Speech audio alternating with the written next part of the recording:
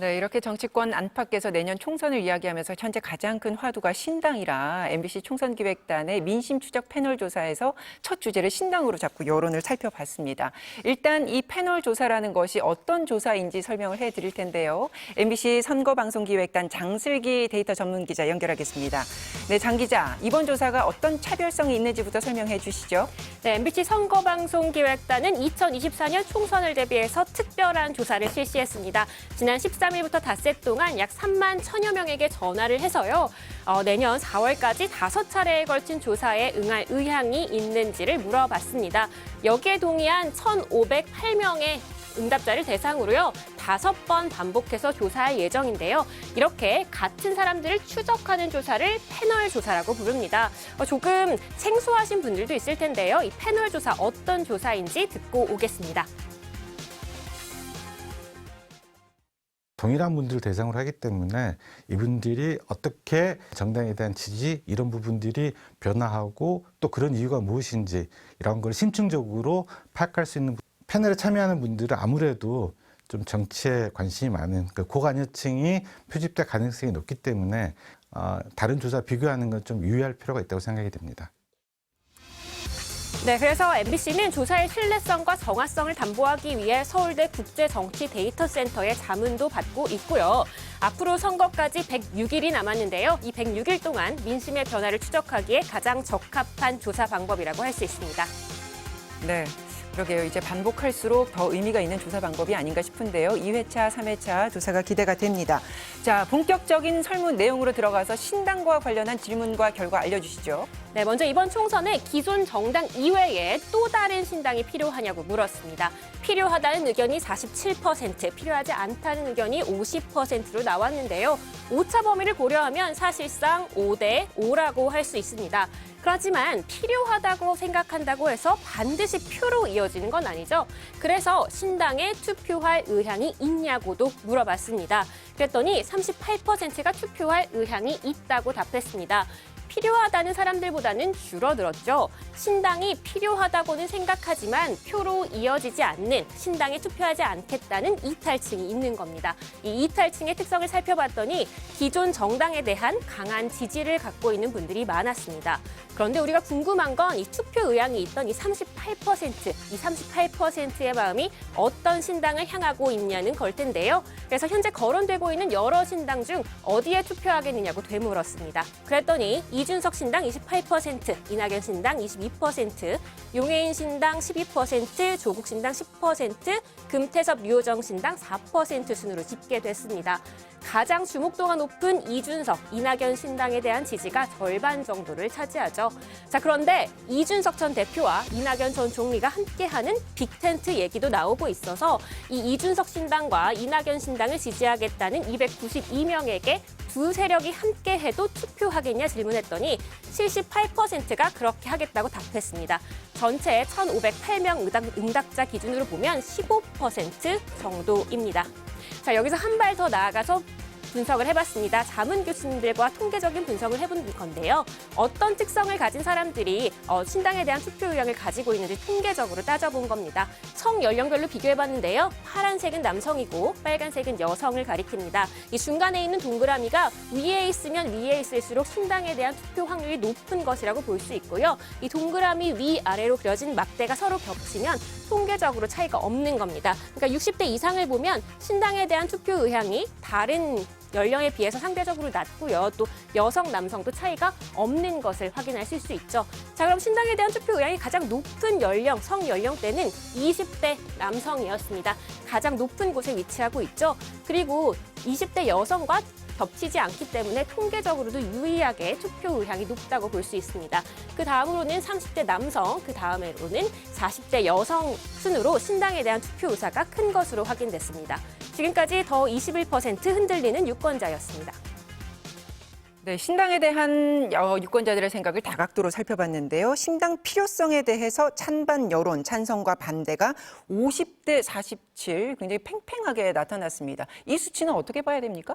필요성이 47% 된다는 거는 상당히 높은 숫자라고 봐요. 근데 이게 지금만 나타나는 게 아니라 사실 역대 총선 때마다 신당이나 제3의 어떤 지역의 지대의 정당 이런 데 대한 기대는 솔직히 있었거든요. 네. 계속 있었는데 그런 기대가 있다는 거는 이제 지금 정치 현실이 아까 뭐 충분히 이야기했지만 너무 뭐 진영 싸움, 진영 논리로 나뉘어져 가지고 이 양극단의 아주 투쟁, 뭐 죽기 살기식 정치에 대해서 유권자들이 정치 혐오나 환멸을 느끼는 그런 분들이 있거든요. 왜 정치가 정작 중요한 문제 해결 안 하고 맨날 싸우기만 하냐 이런 분들이 있기 때문에 그게 특히 중도층, 수도권, 청년층에서 많아요. 근데 저 기대가 있다는 거하고 신당에 대해서 이제 실제 마지막에 4월 10일 날 가가 딱 투표하겠다 이거 하고는 이게 현실과 기대의 차이거든요. 저는 결국은 그런 기대에 대해서 신당을 하시겠다는 분들이 뭐 제가 신당을 하든 안 떠나서 그런데 부응을 할 수 있느냐 그런 사람들과 그런 비전과 희망을 줄 수 있느냐 네. 그다음에 우리 국민들 굉장히 싫어하는 게 선거 앞두고 신당했다가 한 선거 끝나고 나서 좀 있으면 양당으로 또 다시 뭐 진짜 기어 들어가는 흡수돼 버리는 이거 굉장히 싫어하시거든요. 그러니까 신당이 뭘 한다면 저 사람들이 어려워도 지속 가능하냐, 끝까지 갈 거냐 이거를 보시거든요. 근데 그런 점에서 신당에 대한 우리 유권자들의 기준이랄까? 네. 이거는 저는 굉장히 엄격하다고 봐요. 기대는 큰데 기준은 엄격하기 때문에 그 사이에서 신당이 과연 성공할 수 있느냐 그거는 아주 냉정하게 봐야 될 문제다.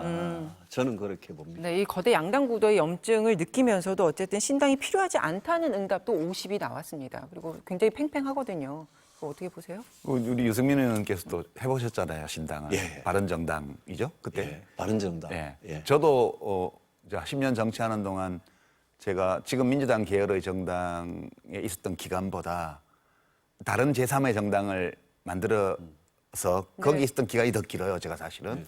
그러니까 저만큼 사실 제3의 세력을 규합해 보려고 나름 애썼던 정치인들도 그렇게 흔치는 않아요. 그러니까 제 정치 인생 10년의 대부분의 기간이 사실은 그 실험이 있었고요. 이제 어렵습니다. 해보면 알아요. 네. 어려운데 저 데이터는 두 가지를 말해주는 거죠. 하나는 기존의 정당들이 나를 대표하고 있다라고 느끼지 못하는 유권자가 상당히 있구나. 네. 이제 그거는 좀 복잡한 문제긴 한데 그 우리 선거제도와 관계가 있고요. 그러니까 다양한 시민들의 요구를 있는 그대로 국회에 반영해주는 구조가 안 되기 때문에 필연적으로는 매 선거 때마다 조사해 보면 불만족이 나타나는 네. 거고요.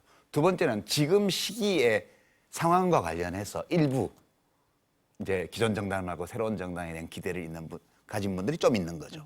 그런 건 새로운 건 아니다. 저거는 항상 있지만 저렇게 신당을 만들기 전에 여론조사해서 뭐 15% 이렇게 나온다 하더라도 실제 만들어 보면 그 반도 안 나옵니다. 예, 그게 네. 그러니까 이제 아마 이번에 신당 하실 분들 뭐 하는 거야 자유인데 예, 그 방언화를 잘 구비해서 추위를 견딜 수 있는 준비를 하고 이제 할 필요가 있다. 자, 저도 그럼- 그렇게 봅니다. 예, 좀 구체적으로 들어가서 아까 그러면 신당에 대한 기대치가 높게 나온 이준석 신당과 이낙연 신당이 1, 2위를 차지를 했었는데 이 이준석 신당과 이낙연 신당을 각각 지지했던 사람들 가운데 대다수가 두 당이 연대를 해도 지지하겠다라는 입장이었지 않습니까? 이건 어떻게 보세요? 글쎄, 그건 그만큼 신당에 대한 일단 기대가 있는 분들은 뭐 이준석, 이낙연 그런 연대하는 신당이 나와도 자기 지지를 갖고 가겠죠. 신당에 대한 기대가 원래 있었으니까. 근데 유 작가님 말씀하신 대로 신당이라는 거는 막상 진짜 해보면 그거는 엄청난 각오를 갖고 가지 않으면 그거는 정말 성공하기 힘들거든요. 그리고 제가 아까 굉장히 주목하는 건 저기 화면에 나오는 것 같은데, 아까 나왔죠. 그 이준석 신당이 아까 28%라는 거는 이제 신당 투표할 의향이 있는 사람 중에 그러니까. 그렇습니다. 그러니까 이제 0.38에다가 0.28을 곱해야 그럼 한 0.1, 한 10% 정도 나오고 예. 이낙연 신당은 한 8% 정도 나오는 거예요. 근데 저기 보면 이낙연 또 용해인 또 조국 예. 이거 전부 다 민주당 계셨던 분들이잖아요. 어떻게 보면 진보 진영에 계셨던 분들이 만드는 신당의 그 어떤 지지율 합을 하면 그게 제가 보니 훨씬 커요. 이준석 신당보다. 그래서 저 신당이 그냥 반윤, 반명 이렇게 해가지고 우리 다 모여 이래가지고 잘 될 수도 없고 좀 된다 한들 그 지지가 예? 이준석 이낙연 신당에 대한 지지가 계속 간다는 그 보장은 없어요. 그러니까 제3지대 전체 빅텐트냐, 야권으로의 빅텐트냐 이렇게 나눠서 봐야 된다는 말씀하시는 거죠. 그렇죠. 그래서 네. 빅텐트를 어떻게 하는지 이제 잘 모르겠는데 이게 아니 뭐 사실 길게 논의하는 문제는 아닌데요. 네. 텐트 안 쳐져요. 일단 텐트가 쳐지려면 기둥이 4개는 땅에 꽂혀야 돼요. 텐트 예. 최소한 3개는 꽂아야 텐트를 치죠. 근데 이게 세 개 같은 방향으로 수렴하는 이 기둥 3개를 현실 정치에서 구할 수가 없어요. 그래서 빅텐트는 안 되는 거고요. 그다음에 신당을 해보면 제일 큰 문제가 저렇게 가상적으로 해서 여론조사를 했을 때하고 실제 신당을 만들었을 때의 차이가 확 나는 이유 중에 하나가요. 이미 어느 정도 인정을 받아서 국회의원이 되는데 될 가능성이 있는 위치까지 간 사람들은 신당을 안 해요. 그러다 보면 사람을 모아놔 보면 명분은 굉장히 화려하고 그럴듯했는데 기존의 주류에 안착하는 데 실패했거나 그다음에 좀 아주 개성이 너무너무 강해서 기존의 정당에는 안 들어갈 사람들이거나 이런 분들이 모여요. 그래서 모여놓으면 거기가 또 엄청 시끄럽습니다. 해보면. 그래서 저는 그 신당을 하기에는 지금이 더더군다나 환경이 되게 안 좋습니다. 지금 유 의원께서 말씀하신 것처럼 지금 구도나 혹은 이슈가 신당을 만들기에 지금 아주 조건이 안 좋아요. 저는 그거는 약간 다르게 보는데 지금 기대는 있잖아요. 네. 여론조사에서 확인된 기대는 있잖아요. 그러니까 뭔가 지금 국민의힘 민주당이 아닌 그런 좀 참신한 그런 세력들이 나와가지고 정치 좀 제대로 해줬으면 좋겠다. 지금 이 정치와 완전히 수준이 좀 다른 정치를 해줬으면 구도 자체만 좋겠다에 두고 대한 봤을 때, 예, 그런 원론적이고 갈등이 있다. 이상적인 기대는 분명히 있는 거예요. 예. 근데 그거를 이제 현실적으로 누가 어느 세력이 그거를 충족을 시켜주느냐. 그 문제가 유 작가님 말씀하신 대로 그 뭐 텐트의 기둥 4개가 안 모일 거고 모여도 자기들끼리 싸울 거다라고 뭐 그래 되면 그거는 이제 그건 죽도 밥도 안 되는 거죠. 그래서 이제 현실적인 부분 두 분께서는 신당도 직접 만들어 보거나 또 주축이 돼서 합류를 하셨고 뭐 이런 경험이 있으시기 때문에 현실적인 부분에 대해서 조금 회의적이다 이런 말씀을 하시는 건데 지금 이 만드는 대목에서 분들이 우리 유승민 의원이 예전에 신당 만드셨는데 유승민 의원보다 더 유능해 보이지 않거든요. 그러면 결과론적으로는 그렇게 잘 신당으로 성공할 가능성은 낮아 보인다. 제가 이렇게 계속 말씀드리는 이유는 이제 선거는 아까 우리 앵커께서 구도, 이슈, 인물 이렇게 말씀하셨는데 인물은 아직 공천 작업이 안 됐으니까 빼고요. 구도하고 이슈를 보면 지금 구도 1대1 구도예요, 그냥. 그다음에 이 1대1 구도를 다자구도로 바꾸려고 하는 게 신당 시도인데 이 이슈가 지금 이번 총선의 이슈가 윤 정권 수호냐, 윤 정권 사실상 탄핵이냐 또는 견제 정도가 아니에요. 멈추게 해야 된다 이거를.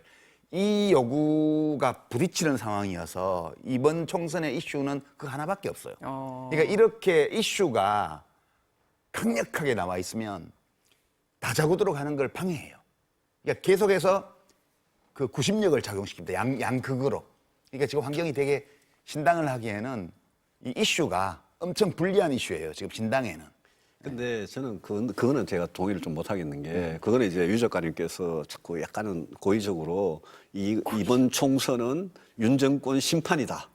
그렇게 계속 지금 이제 몰아가시려고 그러는데 너무 넘겨짚지 마시고요. 유 작가님의 저런 말씀에서 국민의힘이 빠져나와야 되는 거예요. 윤 정권 심판으로 가면 해보나 말합니다. 아니 지금 집권하고 나서 1년 반 넘게 동안 계속 지지도는 뭐 20%로 내려갔다가 30%대 거기에 딱 갇혀 있잖아요. 네. 그리고 부정평가가 늘 60% 예? 플러스 마이너스로 나오잖아요. 딱 2배가 부정이단 말이에요. 그러니까 윤 정권 심판구도로 가면 국민의힘은 이거는 해보나 만한 선거입니다. 근데 유 작가님은 이제 계속 그게 되기를 이제 바라시는지 모르겠는데. 아니, 바라고 안 바라고 떠나서 바라시겠죠. 그렇게 가고 있어요, 지금. 근데 신당이라는 거는 이제 여기에 진짜 싫은 사람들, 그 사람들이 기대는 분명히 있고 정치를 한다는 게 그분들이 그러면 기존에 있던 정당들이 그분들이 기대에 부응하느냐 아니면 신당이 부응하느냐 여기에 달린 거거든요. 그래서 이대로 간다, 윤정권 심판구도다, 윤석열과 이재명이 구도로 간다, 그대로 가면 뭐 저는 진짜 우리 입장에서는 절망적이라고 생각하거든요. 그래서 제가 민주당이야 뭐 알아서 하실 거고 국민의힘과 윤석열 대통령이라도 이 윤석열 정권 심판 구도가 우리한테 얼마나 안 좋은 프레임인지 지금 100% 자각을 하고 그러면 이제 우리가 살 길을 찾아야 되는 거죠. 그러니까 비대위가 우리는 출범했으니까 우리는 그래도 가능성은 낮아 보이지만 저는 변할 가능성을 지금 열어놓은 거예요. 그러니까 그래서 이게 참 민주당은 계속 안 바뀌고 국민의힘은 제발 좀 변했으면 좋겠어요. 그러니까 안타까운 일인데요. 네. 그 이제 유승민 의원께서 말씀하신 게 일리가 있어요. 저는 일리가 있다고 생각해요. 이제 그 이슈를 윤 정권 심판 또 윤 정권 수호 이렇게 하게 되면 선거가 어려워진다. 그 얘기도 어렵죠. 동의가 되고요. 그다음에 그래서 좀 변하면 선거판을 바꿀 수 있다. 이 진단도 제가 공감합니다. 근데 문제는 뭐냐 하면 제가 초반에 시작할 때 여쭤봤잖아요. 되게 신기하다고요. 국민의힘 당이 어떻게 대통령이 하라 하면 저렇게 뭐든지 다 하냐. 군소리 없이. 이제 그 어떤 뜻이냐 하면 유승민 의원처럼 말씀하시는 분이 당대표가 안 돼요. 그 당에서. 원내대표도 안 돼요. 그러니까 이게 비극인데 네. 어느 정치 집단에서 우리가 객관적 기준을 적용할 때 합리적이라고 평가할 만한 주장을 하는 사람이 배척받아요. 그러면 그 정당의 절망적인 상황이라는 거예요. 그게. 제가 이 말씀을 계속 들으면서 야, 저 정당이 저런 말을 안 듣는구나. 그리고 당원 베이스도 그렇게 돼가지고 무조건 윤 대통령이 딱 오다를 떨어뜨리면 당원의 압도적 다수가 그걸 해줘요. 지금. 그래서 저 당이 앞날이 굉장히 어둡다. 저게. 알겠습니다. 그런 느낌이에요. 자, 그러면 지금 신당 얘기가 나온 김에 유승민 전 의원께서는 지금 요즘에 언론 인터뷰를 너무 안 하고 안 계셔서 했습니다. 이번 총선에서 어떤 선택을 하시는 건지 저는 많이 신당, 궁금해합니다. 저희 탈당 여부나 신당을 새로 시작하는 여부에 대해서는 예. 저는 생각만 오래 하고 있고 네. 아직 결심 안 했습니다. 이제 얼마 그래서 남지 않았는데 아직도 예, 결심을 압니다, 안 압니다. 하셨습니까? 예. 늦지 않게 제 결심을 국민들께 밝혀야죠. 근데 저는 이제 이상과 현실 사이에 이게 어떻게 갈 거냐에 대해서 걱정이 굉장히 많고 제가 저거 하는 사람 정치인으로서 예. 국민의힘 안에서 유 작가님은 절대 안 변할 거다. 대통령이 한마디 한다고 어떻게 저렇게 전부 다 그냥 팍 조아리고 그냥 말 그대로 듣느냐 그러시는데 그런 당에서 저는 박근혜 정부 때도 투표를 통해서 원내대표 해봤고 그러다가 임기 못 채우고 일찍 그만뒀습니다마는 당대표도 저는 우리가 민심을 수용하는 당원 100% 이런 식으로 안 하고 하면 저는 가능성도 있다고 생각합니다. 네. 그래서 제가 이 당 안에서 이 당의 변화를 정말 24년 동안 네. 추구를 해왔고 잠시 바른정당 나갔다 온 3년도 있지만 저는 그런 점에서 굉장히 고민이 깊습니다. 때 되면 말씀드릴게요. 그러니까 이게 제가 고민의 공감이 과정을 돼요. 예. 아니 진짜 힘드실 것 같다는 생각도 들고요. 때로 저도 이제 예전에 열린우리당이 없어지던 시기에 그 당 안에 있어봤거든요. 그러니까 암담합니다. 진짜 앞이 안 보여요. 그러니까 그 바깥의 민심을 전달하면 패배주의라 그래요. 이렇게 가면 당이 망합니다. 선거에 집니다. 이렇게 얘기하면 그 면전에 대고 패배주의라 그럽니다. 이렇게 하면 지더라도 다음에 일어날 수 있습니다. 이렇게 말을 하면 청산주의라고 얘기해요. 그러니까 그렇게 딱 부딪히면 정말 좌절감이 크거든요. 저도 그때 이제 열린우리당을 나갔죠. 그래서 네. 대통령 민주당 될 때. 그러니까 그 민주당은 거기서 벗어났어요. 그리고 이제 박근혜 대통령 시절에 박근혜 대통령이 대통령으로서는 잘못한 일이 있어서 탄핵도 당하고 그랬습니다만 정당 개혁은 그때 경쟁적으로 하면서 당원 경선에 국민 여론을 포함해서 당심을 반영하면서도 국민 여론에서 벗어나지 않도록 후보를 공천하는 또는 당직자를 선출하는 이런 제도를 그때 그 당에서 잘 안착시켰거든요. 예, 민심 반영하는 걸 했었죠. 예, 근데 지금 그걸 다 그게 없애버렸잖아요. 거꾸로 갔죠. 예, 거꾸로 완전히 지금, 갔지만 예. 저는 길게 보면요. 지금 상황은 굉장히 암담해요. 아까 유시민 작가님 말씀하신 대로 저는 민주당도 암담한 거예요. 근데 저는 이걸 조금만 길게 보면 결국 그렇잖아요. 윤석열 대통령도 언젠가는 물러나잖아요. 한동훈 비대위도 언젠가는 끝나는 거고요. 마찬가지입니다. 민주당도 이재명 대표 체제가 언제까지 갈 것 네네. 같습니까? 총선 끝나면 끝나죠. 이재명 대표도 언젠가는 물러난다고요. 그리고 조금 길게 보면 우리가 이게 이 암담한 데서 뭔가 희망을 찾아가지고 변화를 하려는 게 정치지 그냥 다 수긍하고 이대로 갑시다. 이거는 정치가 아니거든요. 자, 그러면 유 의원님께서는 이런 고민을 길게 하고 계신데 네. 그 고민의 내용이 결국에는 국민의힘이 잘 되길 바란다. 우리 국민들에게 지지를 받길 원한다. 이런 방향의 고민이지 저는 않습니까? 그 점에 있어서는 일편단심이었죠. 예, 그러면 어떻게 예. 당의 지도부와의 어떤 이런 고민과 관련된 교류나 뭐 서로 나누고 있는 뭐 이런 과정들이 있습니까? 맨날 떠들었잖아요. 이리 밖에서- 하라 저리 하라. 네. 윤석열 대통령 잘못하시는 거 잘못하면 안 된다. 윤석열 대통령이 지금 경제도 잘해가지고 민생도 잘하고 외교도 잘하고 다 잘해가지고 정치도 잘하시고 예. 그래서 지금 지지도가 60% 70% 나오면 제가 할 말 없죠. 근데 여러 번 메시지를 내시는지 이제 당으로부터 화답을 받고 계십니까? 어떻습니까? 말 못하죠. 그래서 제가 공천권 내놓으라는 겁니다. 공천 때문에 겁이 나서 민주당 의원들도 마찬가지예요. 아니 우리 예? 유승민 의원님은 지금 불가촉 천민 아니에요? 그 당에서?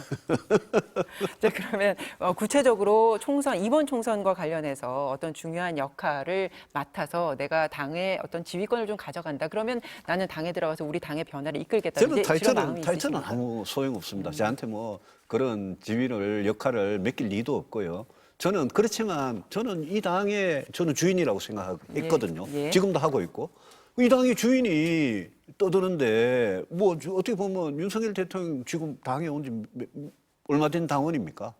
한동훈 장관 이제 당원된 지 하루 지났나요? 그러니까 이 당에 진짜 애정을 갖고 있는 사람들 예. 우리 의원들이건 당원들이든 이 당이 지금 완전히 무너지고 있고 여당이 무너지니까 나라가 망하고 있는데 뭐 하고 있는 겁니까 지금? 그래서 당이 어쨌든 그래서 뭔가 변화된 모습을 보여주면 예. 너무 감사한 일인데 예. 만약에 그렇게 변화된 모습을 보이지 않고 유 작가님이 말씀하신 것처럼 전혀 바뀔 어떤 희망이 보이지 않는다. 그 이후의 선택에 대한 국민들의 궁금증인 그 점을, 거거든요. 예, 그 그래서 점을 고민하고 있는 이준석 거죠. 전 예. 대표와 뭐 같이 가신다거나 뭐 이런 구체적인 구상에 대한 생각을 어떻게 하고 계신지요? 신당을 한다면 제가 늘 이야기한 게 이겁니다. 신당이 무슨 정치를 새롭게 하는 거냐? 도대체 희망을 어떤 깃발을 들고 하는 거냐? 이거를 국민들한테 진짜 쉽게 각인시키지 않으면 처음부터 실패고요. 그다음에 진짜 신당할 의지가 있는 사람들이냐? 저는 그걸 보는 겁니다. 근데 제가 바른정당을 하면서 바른정당이 결국 문을 닫았던 그걸 굉장히 책임감도 많이 느끼고 안타깝게 생각하고 있는 부분은 사람들이 신당에 와가지고 그 춥고 예? 어렵고 한 거 배고프고 한 거를 견디지를 못해요. 예? 근데 그거 견디지 못할 사람들이라면 저는 신당하면 안 된다고 생각이 전 너무나 확실하거든요. 그래서 뭐 유 작가님도 그런 경험 해보셨겠지만 제가 그런 걸 처절하게 겪어봐가지고 그런 점에서 제 고민은 굉장히 깊은 거죠. 그러니까 우리 뭐 우리 멀리 선거제도가 이야기하죠. 신당을 하기에 너무 힘들어요. 그러니까 그 지역구에서 1등을 해야 되잖아요. 그러니까 정당이라는 게 국회 안에 뭐 교섭단체도 되고 이래야 안정성을 가지고 갈 수 있는데 국고 보조도 받고 이게 지역구에서 1등을 해야 되는데 큰 당 2개가 있는데 거기를 비집고 1등 한다는 거는 어쩌다가 100개 중에 1개는 몰라도 너무 힘든 일이거든요. 신당의 성공 조건이 뭡니까? 신당은 뭐 언제든지 만드는 건 만들 수 있는데 예. 성공을 해야 되니까요. 예, 그 안착하기 위해서는 예. 우리 선거제도가 소선거구제를 하고 있기 때문에 특정 지역의 높은 지지율을 갖고 있는 그런 정당일수록 유리해요. 지금 이게.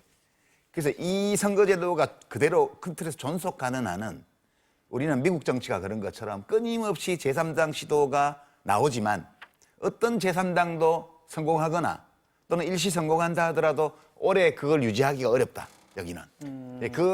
예, 미국도 제3당이 없었던 게 아니거든요. 끊임없이 제3당 실험이 있었지만 다 실패하고 양당제로 돼 있습니다. 알겠습니다. 지금 자, 의석이 예. 6분의 1밖에 안 돼요. 요만 그 소선거구제 말씀하셨는데 그 우리 유 작가님 장관까지 했던 노무현 정부, 노무현 대통령께서 중대 선거구제 굉장히 강조를 하셨잖아요. 그거 독일식도 좋고 그죠? 뭐든 하자고요. 지금 우리가 87년 이후에 소선거구제로 가면서 양당 정치의 극심한 문제점들을 우리가 지금 겪고 있는데 그렇죠. 근데 아무도 중대 선거구제로 가자는 이야기는 그냥 쏙 들어가 버리고 대통령도 이야기하고 국회의장도 이야기하고 하는데 쏙 들어가 버리고 지금 6분의 1밖에 안 되는 비례대표를 가지고 뭐 무슨 연동형을 하느냐 병립형을 하느냐 이러잖아요. 알겠습니다. 이거는 저는 좀 우리가 너무 6분의 1밖에 안 되는 걸 가지고 대단한 것 같이 지금 이야기하면서 소선거구제로 그걸 그냥 받아들이는 거 이거는 잘못됐다고 봅니다. 알겠습니다. 자, 그럼 여기서 잠깐 끊고 광고 보시고 예. 가도록 결론은 하겠습니다. 신당은 힘들다예요. 네, 광고 보시죠.